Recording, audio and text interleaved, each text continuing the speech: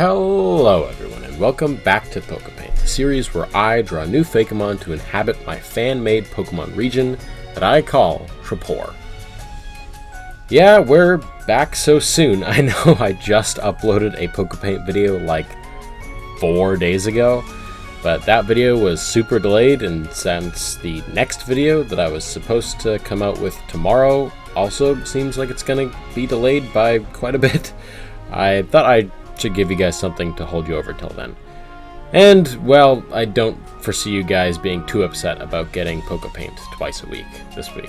So, since last time we made some parrot Pokemon that will inhabit the sky, I think it's only fair that we should balance that out and do a few more that should inhabit the seas.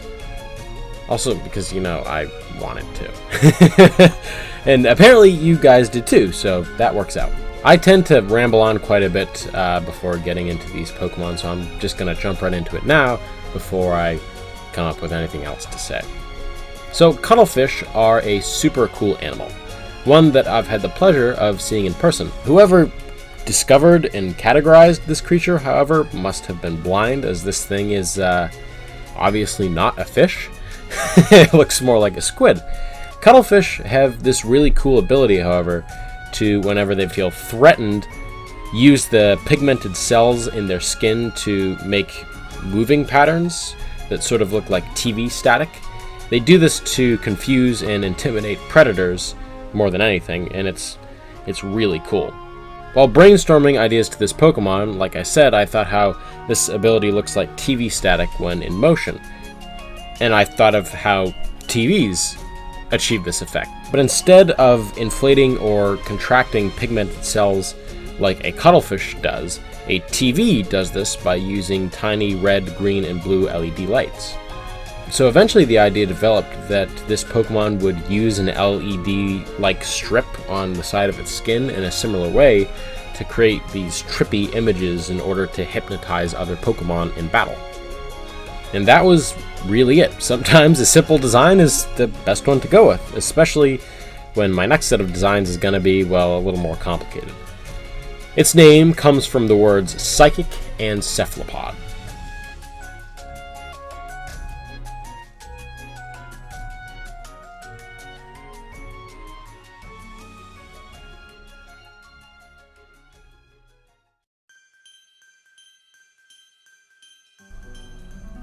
Psyphalopod, the Hypnosis Pokemon.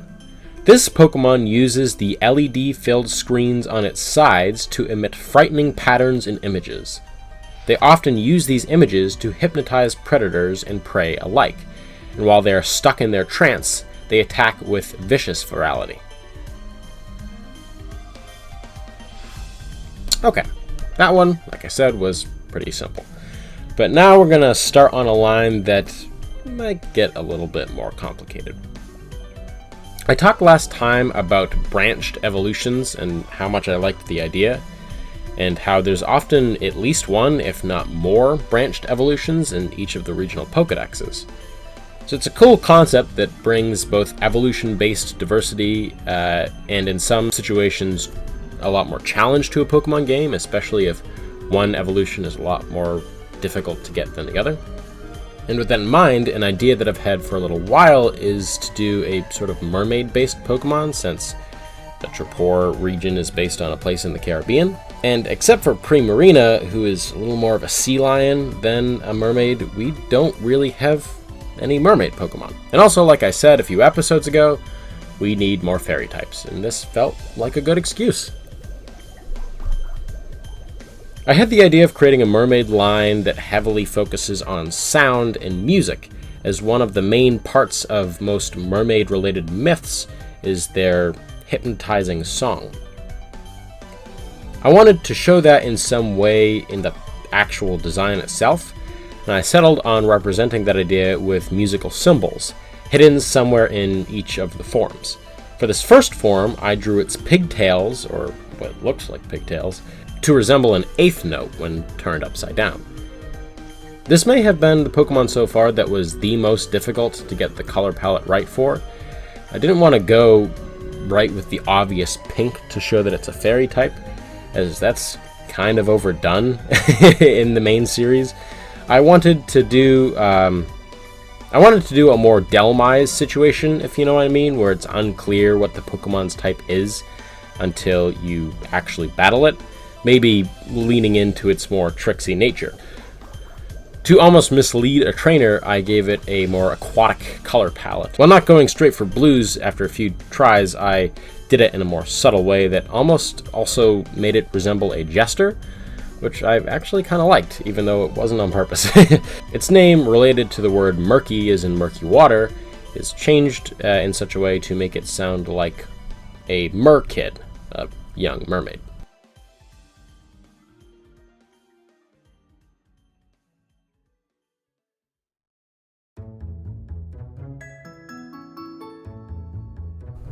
Murkyd, the Sea Song Pokemon. Sailors beware, though this adorable sprite-like Pokemon does produce a beautiful melody, they will viciously attack when approached. This stems from their fear of humans, as their species was almost hunted to extinction by Pokemon poachers, attempting to sell a Pokemon that produced such a beautiful sound. The first evolved form, Mermelegant, was going to be based on a very traditional mermaid. While humanoid Pokemon are often a bit of a challenge to get right, this is actually one of my favorite designs that I've done to date. It was here, after I'd done the first form, where I decided that I wanted the musical symbol visual motif to appear in each of the forms. I reasoned that since Murkyd's corresponding symbol was a musical note, the evolutions should possess one of the two clef symbols. These are the signs that come before each staff line where the notes appear on the sheet music. I'm a bit embarrassed to admit it, but I actually had to look up that terminology, as even though I did used to play the trumpet way back when, and I once knew how to read sheet music, that was back in middle school, so I'm a bit foggy. Mermelegant's treble clef was turned on its side and hidden in the shape of its hair, in a sort of blink and you'll miss it sort of way. To make its bottom half more visually interesting, I decided to fill the open shape with an enlarged scale pattern that would be a cool way to break up the space. At this point in the design process was where I decided I was really going to mess with the colors, and when I settled on the idea of making the typing more difficult to read at first. And after I settled on a green and white palette that sort of gave it a sickly, almost dead, ghost-like look, I went back and changed Murkyd's from blue and magenta to white and green.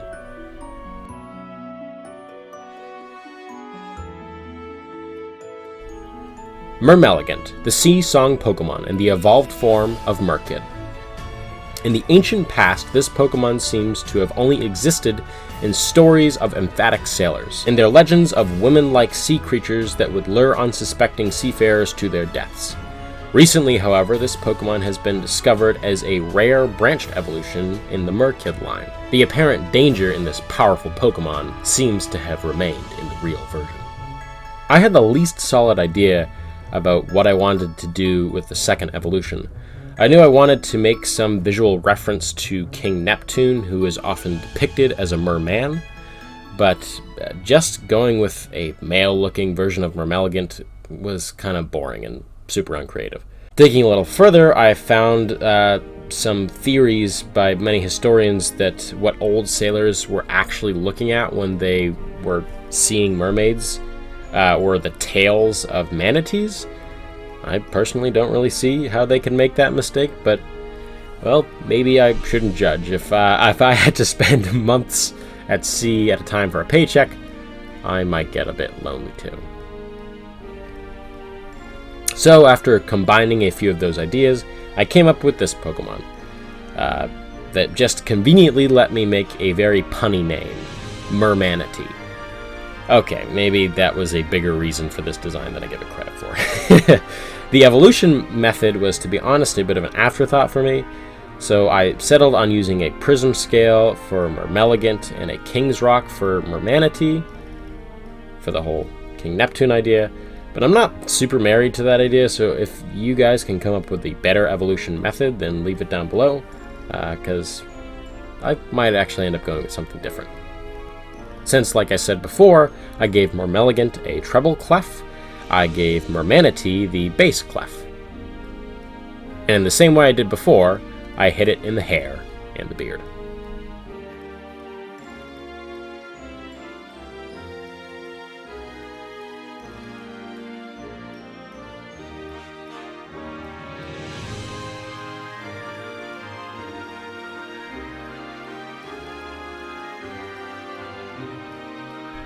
Mermanatee, the sea song Pokemon in the evolved form of Murkyd. Up until recently, this Pokemon was thought to be the explanation for mermaid-related legends in this area. However, that has been more accurately attributed to its sibling evolution, Mermelegant. Due to its strong appearance, it is depicted on many coat of arms from around the world. It is also known for the music which it can produce. Like Mermelegant, it is distinct from the sound of its pre-evolved form.